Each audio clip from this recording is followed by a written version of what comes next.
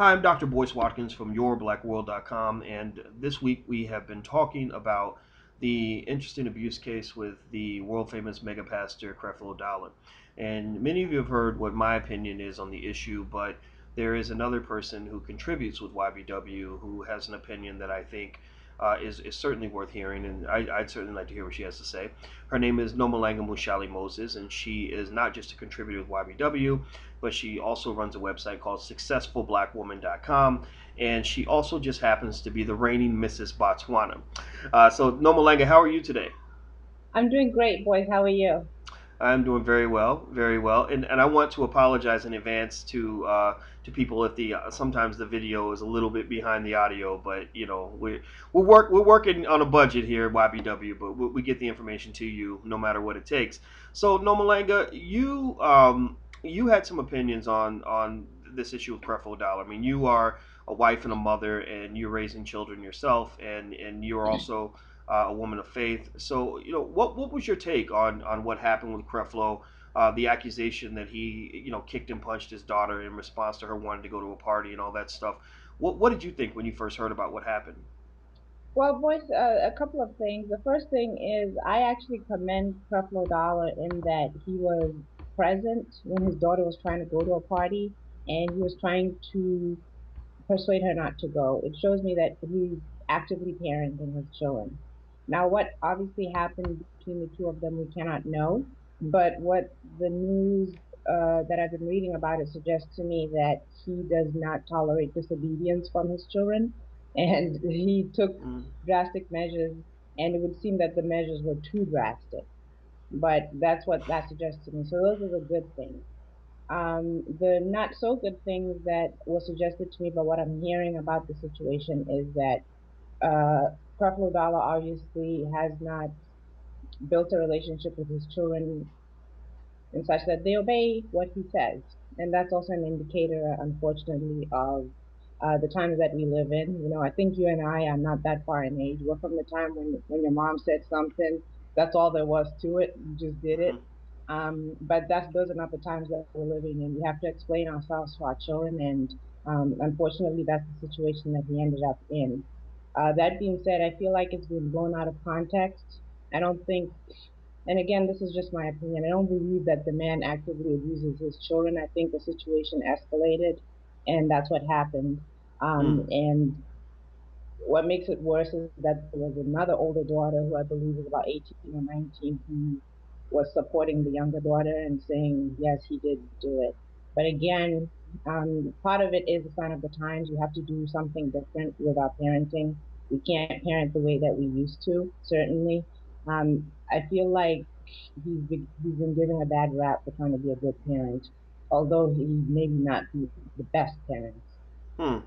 Interesting. So, when you say that we can't parent the way we used to, do you think that that's a problem that we can't parent the way we used to, or do you think that that's actually progress? I think it's a double-edged sword. I think that we just have to be constantly informing ourselves. There's so much information out there. I just happen to work with, kids that are a little bit older.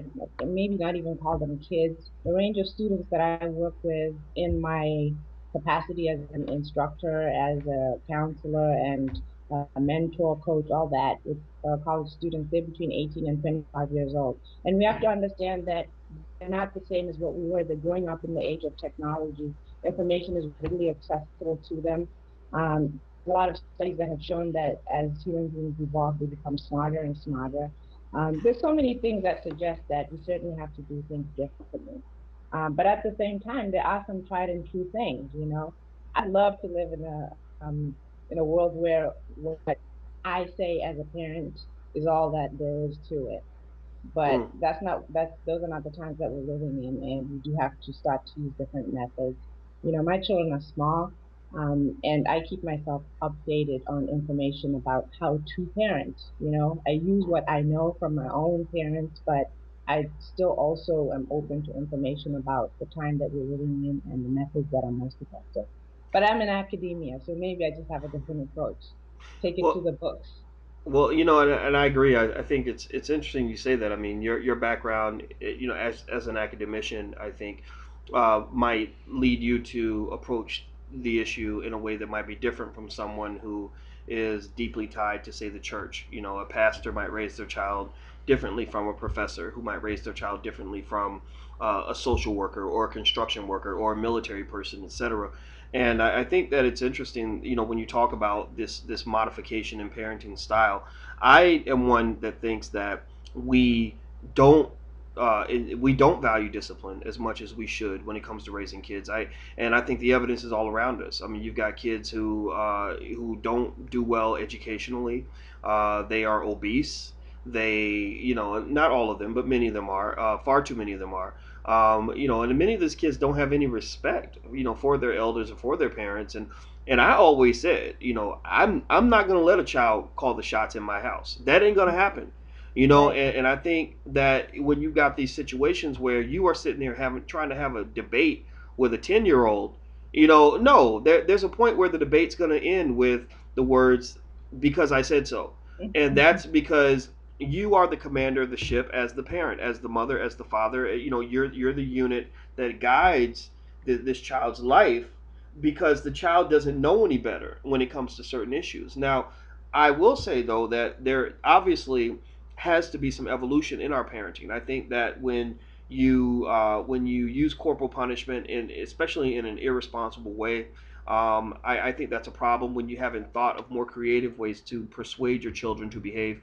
I think a lot of us know kids who get spanked all the time, who still will go out and break laws and do all kinds of disobedient things when their parents aren't looking, because they were never taught the core meaning of the discipline. You know, they were never taught a core value system that leads them to make good decisions. And so, if your child, you know, if you're whipping your child every day and your child still ends up, you know, going to jail when they're 20 years old, then there's a good chance that you didn't do everything you were supposed to do.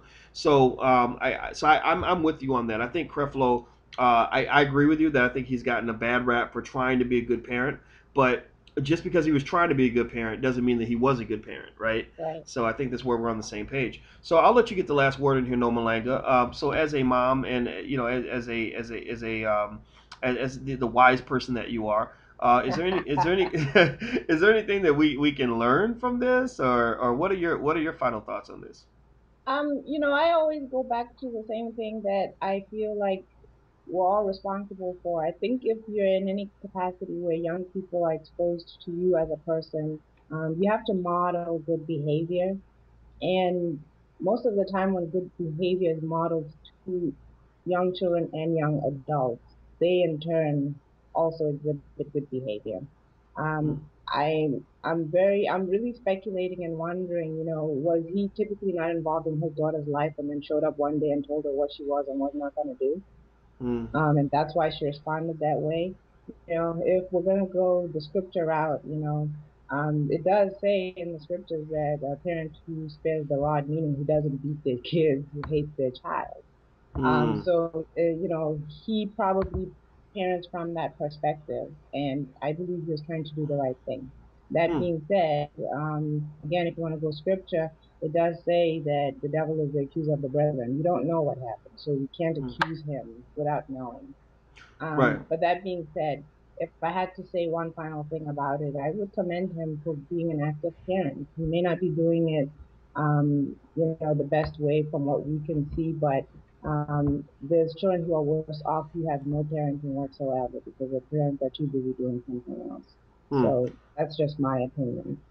Well, you know, and I agree. I agree. I mean, it's kind of a weird thing to say, but you know, I know when my dad, well, my biological father abandoned me. He didn't stick around, but my father that raised me, you know, he did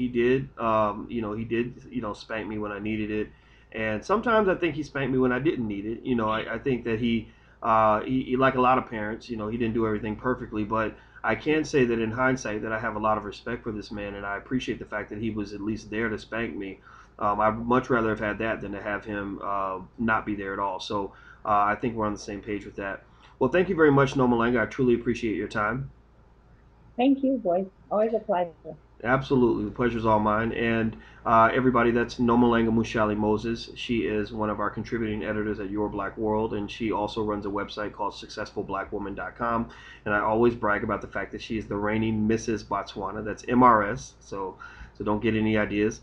And also, I want to apologize if there's any lag in the video. It's just because we don't have a CNN budget. We just get Or information. grassroots. That's right. We're grassroots, and we are all substance, and we don't care about the flash. Because we're trying to be about something.